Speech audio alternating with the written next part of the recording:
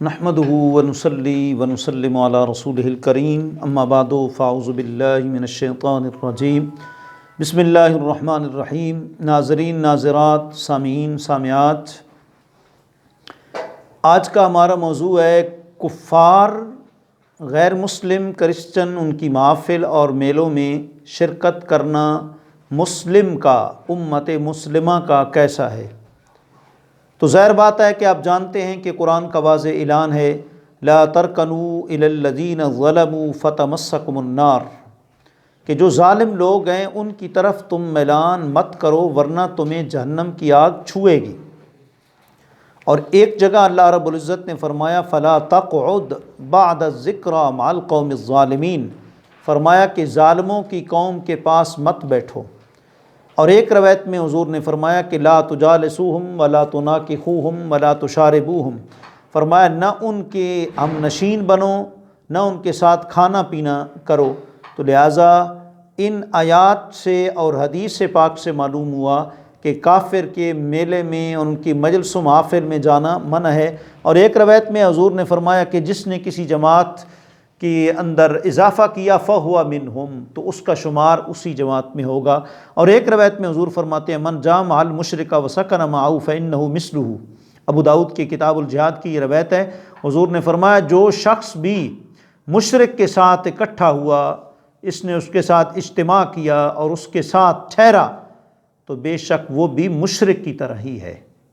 تو اس سے آپ اندازہ لگا لیں کہ مشرک کے میلوں میں جانا اور ان کی طرح طرح رسومات میں جانا اور ان کے جلسے جلوس میں جانا، ان کی محافل میں جانا، کتنا ایک جو ہے وہ برا عمل ہے۔ اعلیٰ حضرت عظیم البرکت امام اہل سنت فتاوی رضویہ شریف کی 21ویں جلد صفحہ نمبر 20 کے اوپر بہت ایمان افروز جو ہے اس مسئلے پر تبصرہ کرتے ہوئے فرماتے ہیں مسلمان کو چاہیے کہ مجمع کفار پر ہو کر نہ گزرے کہ ان پر لعنت اتری ہے۔ جی، یہ اعلیٰ حضرت کی صرف بات نہیں، قرآن نے واضح کہا ان الذین کفروا وماتوا وهم کفار اولئک علیہم لعنت اللہ والملائکۃ والناس اجمعین، فرمایا جن لوگوں نے کفر کیا ہے اور کفر کی حالت میں مر گئے ہیں ان پر اللہ کی لعنت ہے، اور فرشتوں کی اور سارے کائنات کے لوگوں کی لعنت ہے۔ خالدین فیہا لا یخفف عنہم العذاب ولا ھم ینظرون، وہ ہمیشہ جہنم میں رہیں گے اور ان کے عذاب میں کوئی تخفیف نہیں کی جائے گی۔ جی، تو ظاہر بات ہے کہ یہ ملعون لوگ ہیں، تو لہٰذا ملعون کا لعنت کا مطلب کیا ہوتا ہے کہ اللہ کی رحمت سے دوری۔ تو یہ لوگ جب اللہ کی رحمت سے دور ہوتے ہیں تو پھر ان کی جماعت میں، ان کے مجمع میں جو جائے گا تو ظاہر بات ہے وہ اللہ کی ناراضگی کے خریدنے کے مترادف ہوگا۔ اور آپ فرماتے ہیں یہ بات خوب واضح ہے کہ ان کفار کا میلہ سینکڑوں کفر کی علامات اور شرک کی باتوں پر مشتمل ہوگا، اور یہ مسلمانوں نے منع کرنے اور برائی دور کرنے پر قادر نہ ہوگا۔ تو ظاہر بات ہے جہاں بندہ برائی دیکھے وہاں برائی کو دور کرنا چاہیے۔ امر بالمعروف نہی عن المنکر ہمارا جو ہے وہ مشن ہے، تو جب وہ پورا نہیں ہو سکے گا تو پھر کہیں اس حدیث کی وعید میں نہ آ جائے کہ حضور نے فرمایا کہ الساکت عن الحق شیطان اخرس، کہ حق بات جہاں کرنی ہو وہاں اگر کوئی نہ بولے، خاموش ہو جائے، تو حضور فرماتے ہیں کہ وہ گنگا شیطان ہے۔ تو اعلیٰ حضرت امام اہل سنت فرماتے ہیں کہ کئی کفار کی اور مشرکوں کی وہاں علامات ہوں گی، کئی ان کے خلاف شرع کام ہوں گے، اور تم وہاں بیٹھ کر ظاہر بات ہے کہ ان کے میلے میں گئے ہو، تم اگر بولو گے تو تم قادر نہیں ہوگے، کیونکہ سارا مجمع میلہ ان کا ہے۔ تو اس وجہ سے پھر تم جب قادر نہیں ہوگے تو نہ چاہتے ہوئے بھی اسے گنگا شیطان بن کر اور کفار کا تابع دار ہو کر مجمع کفار میں رہنا پڑے گا۔ جی، تو اور ان کی کفریات کو دیکھنے اور سننے میں مسلمانوں کی ذلت ہے۔ ظاہر مسلمان ان کے زنار اور ان کی طرح طرح کی جو کفری علامات ہیں اور کفریہ ان کے جو ہیں کفار کے شعار ہیں، مسلمان اگر ان کو دیکھتا سنتا رہے گا تو مسلمان کے لیے کتنی ذلت کی باعث ہے کہ مسلمان جو ہے وہ تو پاکیزہ ہے، ان کی جماعت میں جو ہے وہ نہیں جاتا۔ ہاں، اگر وہ خود بلاتے ہیں، دعوت دیتے ہیں تو پھر چلا جائے، لیکن اس امید پر کہ کچھ تبدیلی کر کے آئے گا۔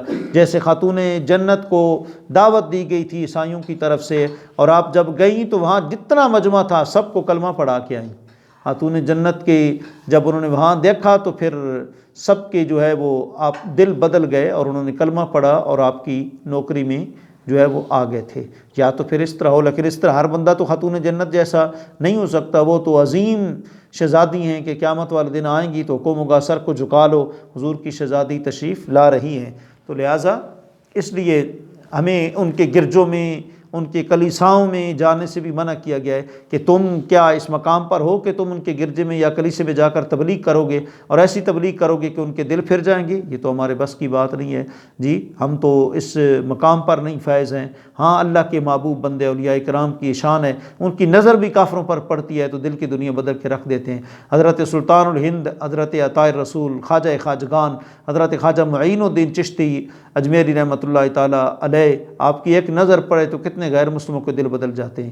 اللہ کریم جو ہے ہمیں ہر قسم کی بد عقیدہ اور ہر قسم کی کفار کے میلوں اور مجالس سے تقاریب سے شرکت کرنے سے دور رکھے۔ وآخر دعوانا الحمدللہ رب العالمین۔